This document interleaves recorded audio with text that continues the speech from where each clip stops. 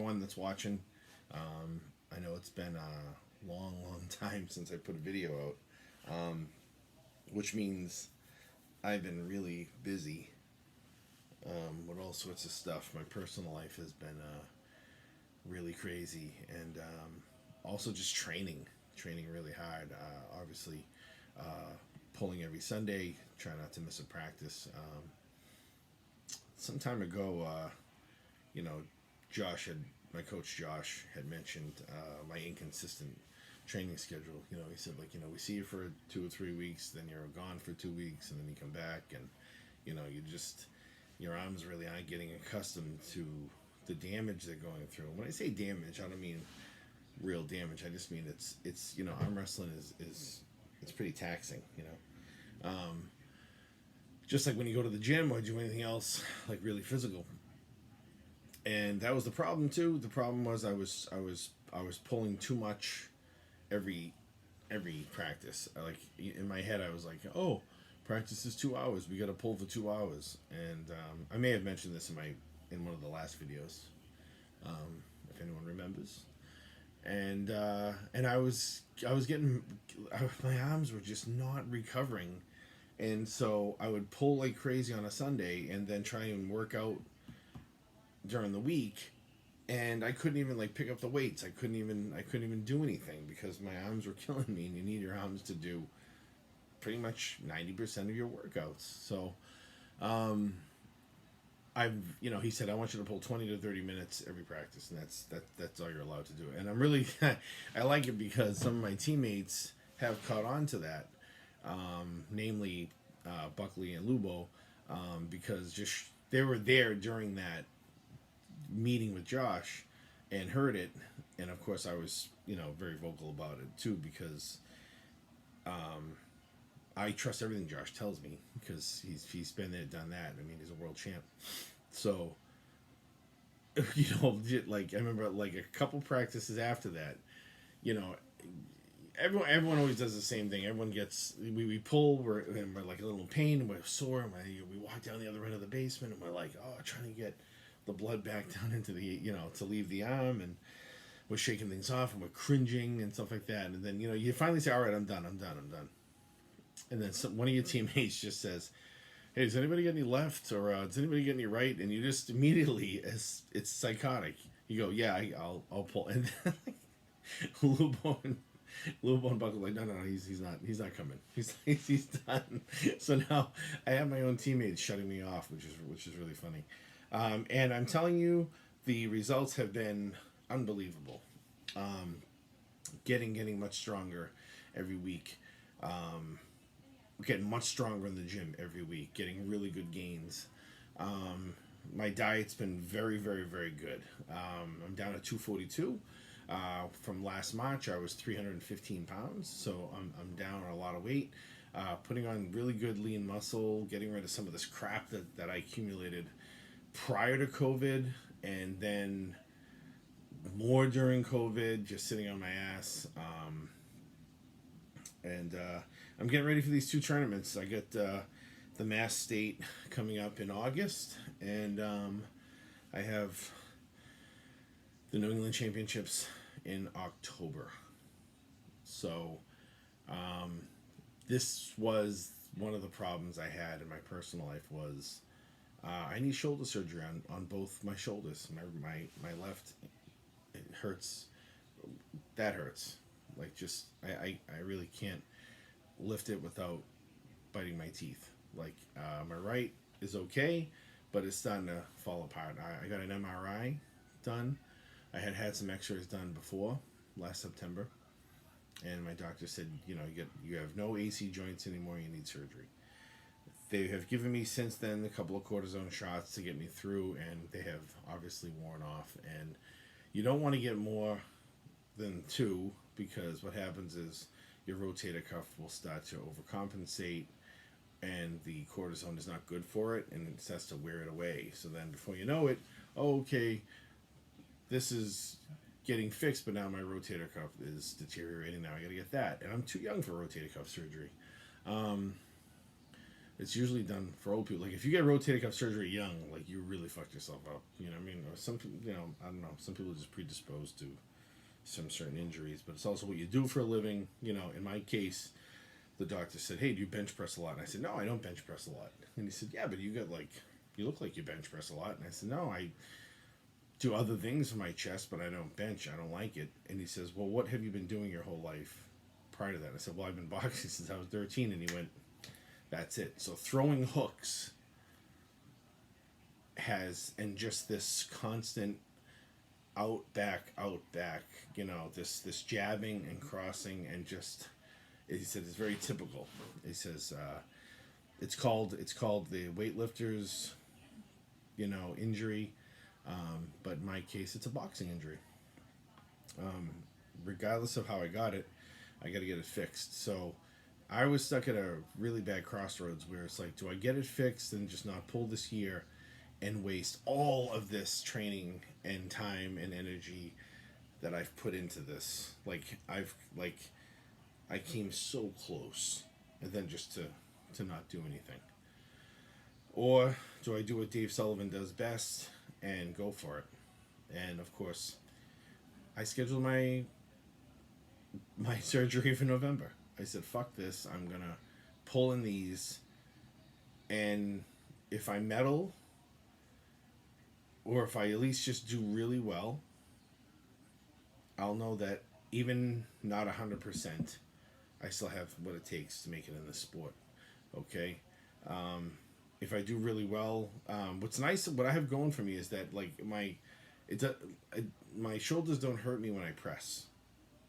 Obviously, when I'm doing side delt raises, I'm trying to get these muscles in shape, it hurts. I have a very simple shoulder workout, but it's a very good one. So I've had to trim things down a little bit and go very, very light. I still do delt raises.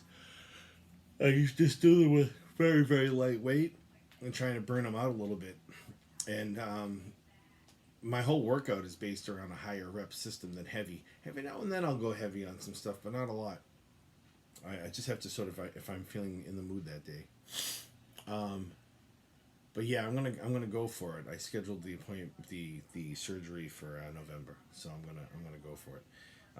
And if I can do well, not 100%, then we'll see what's up when I am. When this arm is fully recovered. So I'll be in a sling for about 4 or 5 days, and then it's a 3 to 4 month full recovery.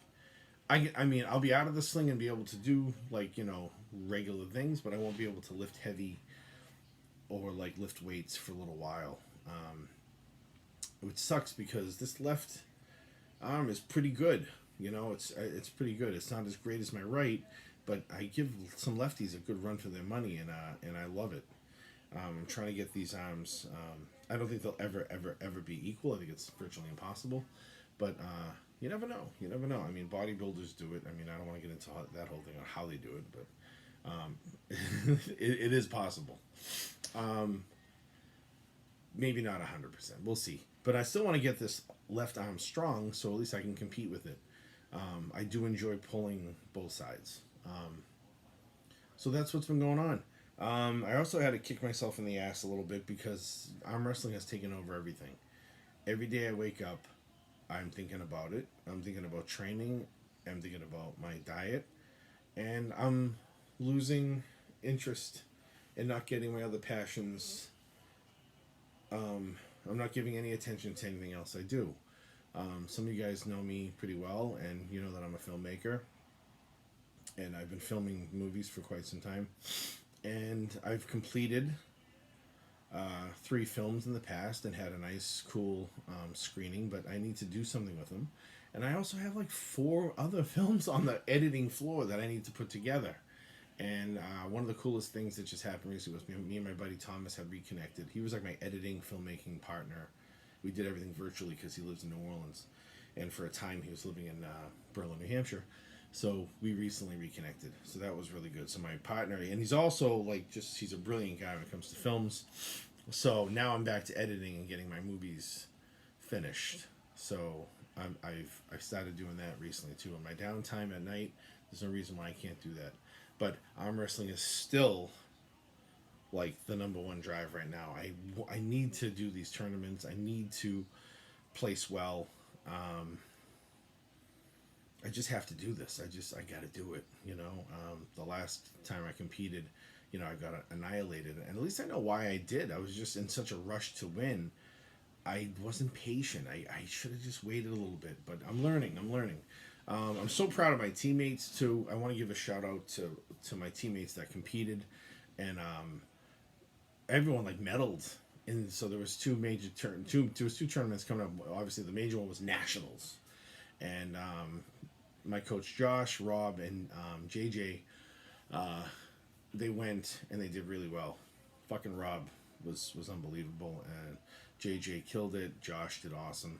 Josh did great injured, which is another inspiring story. He knew he wasn't 100% and still went for it. So, it's such a warrior type of mentality that we have, and I'm glad that I'm surrounded by people like that, because as safe as my coach and my teammates want me to be, at the same time, you gotta do it. You gotta really just, sometimes you just gotta say fuck this. It's happening. My shoulder can't get any worse than it is now, because it's an elective surgery. It's really up to me on how much pain I can withstand, and believe it or not, I can withstand quite a bit. And this pain is not gonna override my goals. No fucking way. I mean, I'm realistic. I'm gonna get the surgery, but my winning comes first, and I really want to win. And everyone went to this really cool tournament in Vermont and just killed it and did really well.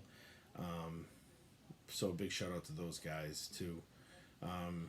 Practices have been great. Practices have been really good. 20 to 30 minutes. Sometimes I pull a little longer because now I am getting used to it.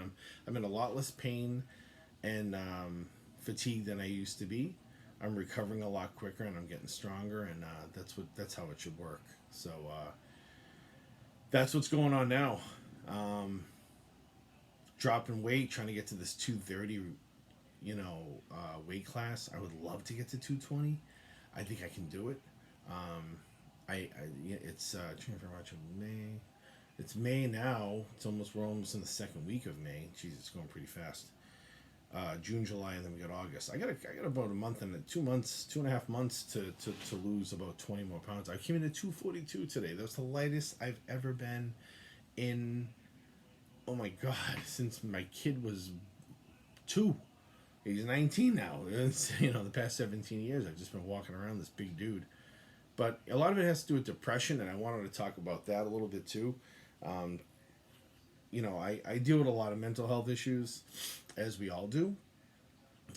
Whether or not people know that they deal with them, I think everybody on the planet is dealing with something, and it's all about levels. And I have some major issues that have really fucked me up in the past, and thank God to great doctors and medication, I was able to fix those things and become regulated. That's what the word I like to use, because my brain just wants to do whatever it wants, and I can't really negotiate it with it, so I have to take something to do the negotiating for me, and luckily we have medication out there that can do that. It just really realigns the chemical imbalance I have in my brain. And I was dealing with tons of anxiety.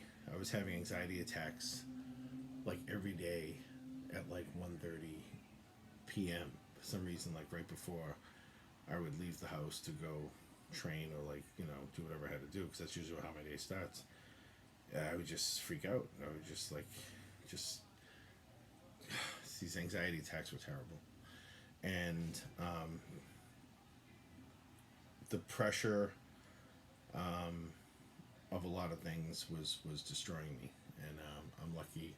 I can say that I really helped. I got over a lot of things as of recently, and I'm doing a lot better.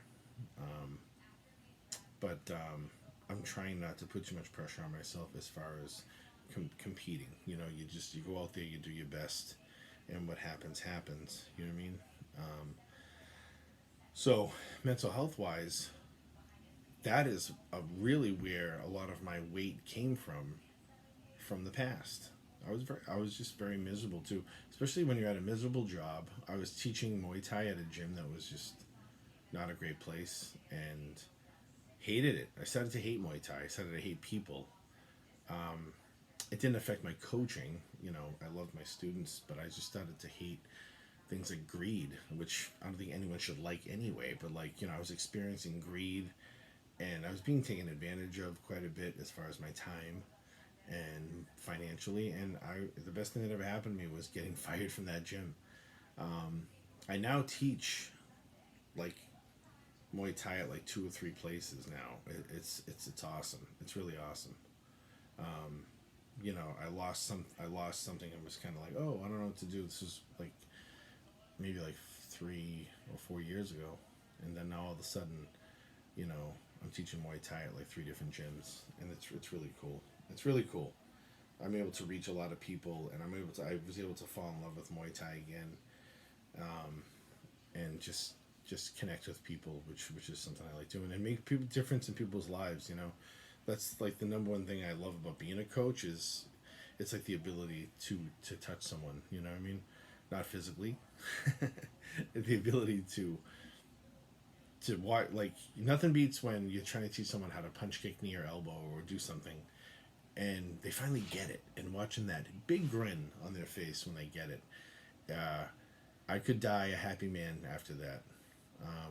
Like it's such a rewarding feeling as a coach to watch someone try really hard at something and then do it, even if it's something that's just like kicking a bag properly, or like kicking the pads, or like throwing a jab properly for the first time.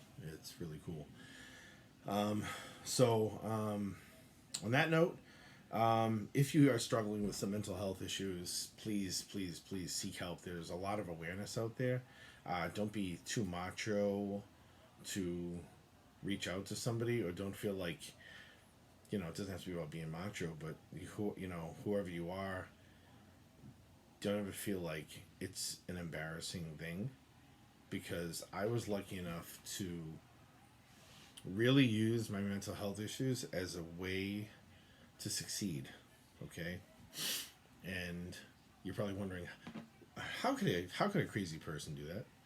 Well, what I did was, I am such a manic bipolar person, and when I take the medications for it, so when I start to feel manicky, or like, I'm switching gears, or like, when I throw myself into something, my manic, not so much my bipolar is very under control, but my manic behavior is something that I was able to use when I get involved in something. Hence, arm wrestling is the whole point of this. I just threw my whole life into it, and being manic slash obsessed with something is a good thing. But as you can see, I I was losing track of my other passions. So that's the con. The pro of this is focus. Like being manic is the to me the ultimate attainment of focus. Like, because it's not madness. It may seem it when you hear the word manic. You think, oh, blah, blah, blah, like you're like Tasmanian devil, you're going crazy. No, no, no. My manic behavior was like, boom, like I would just get fixated on one thing and just go and just take off. You know what I mean? And before I was taking medications, that's where the manic and the bipolar were not. It was like a turf war in my head. I wanted to go in 8 different directions at once, and so that's where I was like happy, sad, crazy, excited, pissed, boom, boom. It was like being schizophrenic almost. So once I started to get a control of it, I was able to really focus and put it into projects. Also put it into being well, okay, and the arm wrestling also is what saved my life. I don't think I would have lost the weight I did or became healthier if I had not reached out and found arm wrestling, because I don't know, I, I wouldn't have had a reason to do it. And, arm wrestling pretty much, I feel, saved my life. Medication saved my life. Doctors that care about me saved my life. My friends and my family, what little family I have left, saved my life. you know. So if you guys are having trouble with something, and it may seem really minor, it could be something seriously fucking major. And if you don't nip it in the butt now, it's a monster that you can't negotiate with. It's something that's gonna fuck you up. Okay, it's gonna take over, and before you know it, you're gonna be in a tough spot. Um, don't ever believe that you're better than mental health. It's impossible. That's crazy. You know, it's crazy. Don't ever think, oh, that won't happen to me, blah, blah, blah. I was like that in the beginning when I got fucked up and I started, you know, people were telling me, I don't know what to do. You know, you're up, you're down, blah, blah, blah, you know, like you just don't believe. You're convinced it's everybody else. And I even write about that on some levels. But I had to really be accountable for my behavior, and I had to really sort of swallow my pride and say, oh, wow, I got some problems, man. I need to fix them. So if you're having some mental health issues, guys, please reach out to somebody. There's hotlines, there's doctors, there's people out there that give a shit. You just got to find them. Okay, I'm one of them. Call me if you have to, call me. If you're watching the video and you need to get in touch with me anytime of the day or any place, I will stop what I'm doing. I will leave my job to come and help you. I don't give a shit about money. I don't give a shit about anything like that, all right? Like, helping somebody, if I helped somebody and then died the next day, that would be a great life. But if I was working and making money and I died the next day, what would I do with it? You know what I mean? Like, I want to die rich in the heart. I mean, wealth is nice. It's good, but it's not everything. Money. I can get money if I want it. Money's out there. I can get that. But if somebody needs help or you need help, please reach out. And I'm gonna keep training, and I hope everyone's doing well. Hope everyone's staying safe. This COVID stuff is on the surge again, but I've sort of like washed my hands with the whole COVID stuff. We're all gonna get it probably multiple times, but just try and be as safe as possible. Do what they're telling you. Do your civic duty. Take care of business, and do all that stuff. I'm not gonna get into that, everything COVID, but and if anyone's interested in arm wrestling, please reach out to me too. You can come practice with us at Arsenal of Arms. It's in Allston, Mass. It's at World Champion Josh Grant's house in Allston. It's a really fun group. All are welcome. Kids, teens, LGBT friendly, every race, color, everybody. I want to see everybody at this. Okay, it's a fun sport. It's a great sport. It's a hard sport. It's a lot of fun. It's a great team of people. So please come, and thanks for watching the video. I hope you guys like the video. I know it's a little long, but I got a lot to say. You know what I mean? And I'll see you guys later. I'll try and do a video right before Mass State, and of course I'll do an update of how I did. And again, hats off to my teammates. My teammates really killed it. Very inspiring this weekend to follow everyone's stories and wins and losses, and it's been really great. Love Arsenal of Arms, love you guys, and I'll see you later.